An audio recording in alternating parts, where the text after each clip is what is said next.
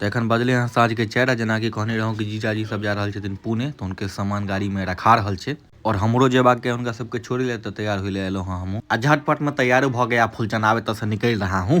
तो के बाद हमहू डिक्की बंद कर दिया ढनाक से, आगू जाके गेट खोल दिया सनाक से, गाड़ी में बैस के एत से सनसनाइत चल दिया आगू। और देख लियो देवी और सज्जनों, तो परंपरा प्रतिष्ठा और गार्जियन के गोर लगना जरूरी है ना कतौ जाए से पहले। तो के बाद देखली जहां कन्ना रोहट के सुर सार भ रहल छै कि सट सब बैसलौं गाड़ी में, सुबाजी करिए उड़ा उड़ा उड़ा उड़ा उड़ा उड़ा उड़ा, ओहो एकदम धललखिन स्पीड आ सीधे सनसनाइत हम सब निकल गेलौं।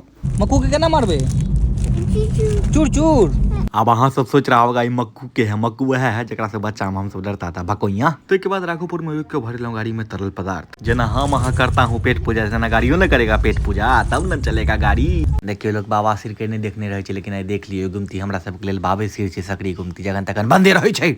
बाकी करू अगला वीडियो के इंतजार, कहते में देखा हम पटना के मरीन ड्राइव। Bye bye.